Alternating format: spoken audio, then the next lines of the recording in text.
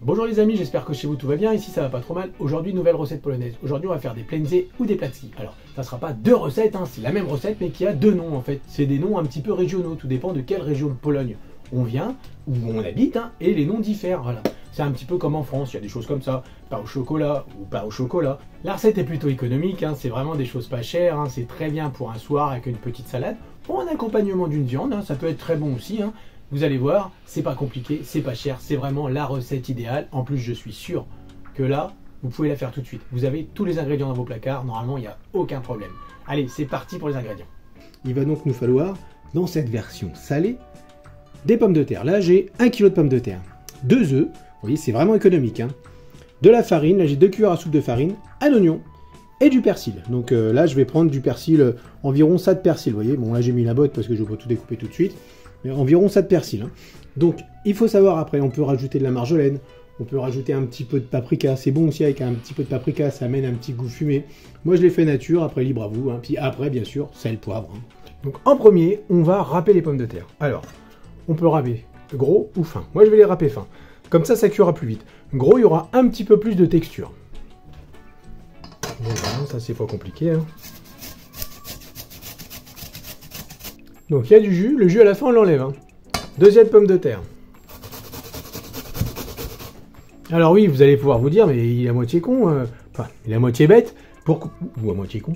Pourquoi il ne sert pas d'un robot? Bah tout simplement parce qu'en fait, le temps que je vais mettre à râper mes pommes de terre, ça va être le temps que je vais mettre à nettoyer le robot, à faire la vaisselle du robot, tout ça, que là c'est vite fait. Alors, troisième patate. Vous voyez là il reste des bouts, c'est les bouts de la patate d'avant. Donc je les mets pas dedans. Je vais râper par-dessus, comme ça va permettre de les passer sans me couper. Donc voilà le résultat. Donc moi je vais presser pour enlever le maximum de liquide. Voilà les amis, je viens de jeter donc le liquide, hein, tout l'amidon dans l'évier. Il reste plus que vraiment les pommes de terre râpées.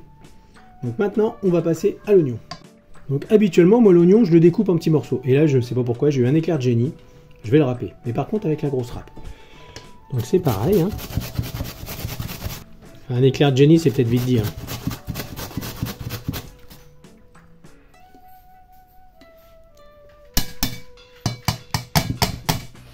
Je vais donc maintenant hacher mon persil. Donc j'enlève les branches, enfin le maximum de petites branches pour qu'il reste vraiment que les feuilles, les fleurs de persil. Et je hache finement. Alors oui, je fais bien attention parce que le couteau il est tout neuf, hein.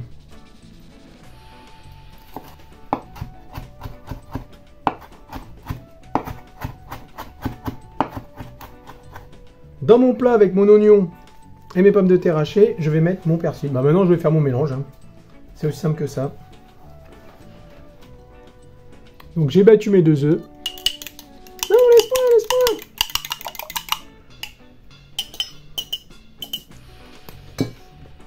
Je mélange.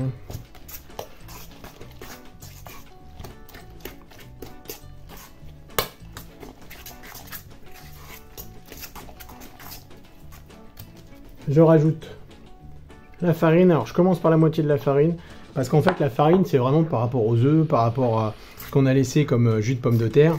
Donc c'est comment dire, il en faut pas trop, mais s'il en manque on va en remettre, hein. Mais je préfère faire en 2 fois et régler au maximum, tel quelqu'un qui travaille à la NASA, plutôt que faire comme un bourrin.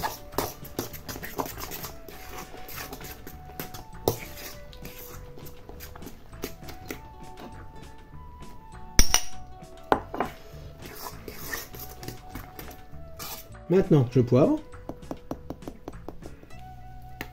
Je sèle. Et moi, je rajoute un petit peu de marjolaine. C'est pas une obligation, mais moi, j'aime bien avec un petit peu de marjolaine.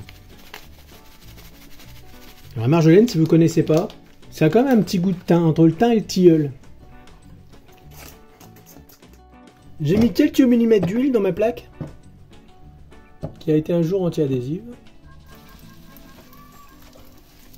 Donc j'ai mis du papier absorbant sur une assiette. Assiette, papier absorbant, pour déposer mes petites crêpes de ça. Donc je vais faire des toutes petites crêpes, hein.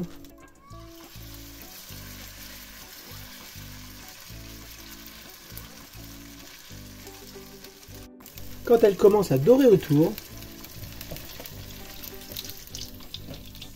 Je les retourne.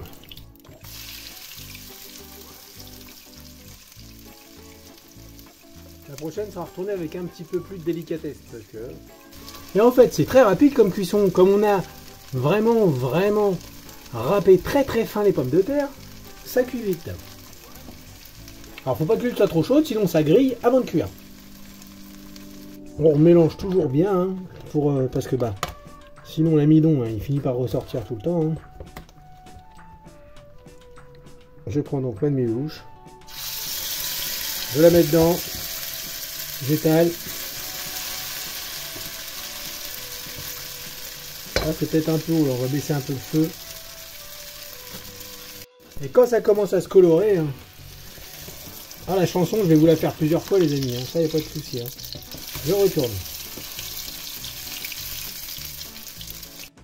Et voilà, les amis, le produit fini. Hein, donc, il en reste un petit peu. Hein, le reste, on l'a mangé hier soir. Alors, je vous montre les galettes en elles-mêmes. Hein. Voilà l'intérieur. Donc, ça ressemble à ça. Donc, on retrouve bien le râpé de pommes de terre, ainsi que les autres produits, le persil, l'oignon, tout ça. Hein. C'est vraiment excellent. Alors, ça se garde facilement 2-3 jours. Hein. Après, il faut éviter. Alors, ce que vous pouvez faire, par contre, si vous en faites beaucoup, parce qu'une fois qu'on a râpé, après, c'est vite fait, hein, vous pouvez très bien les congeler. Vous les congelez une fois cuites. Hein. Comme ils sont là, vous les congelez tout de suite. Et puis voilà. Alors, pour les congeler, par contre, il faut bien les tamponner avec du papier absorbant pour éviter le surplus d'huile, hein, du fait que ce soit frit. C'est aussi simple que ça. Hein. Et ben voilà, hein, c'est fini. Il ne me reste plus qu'à vous souhaiter une bonne journée. Si la recette vous a plu, n'hésitez pas à mettre un petit pouce bleu. N'hésitez pas à vous abonner. Bonne journée et bonjour chez vous.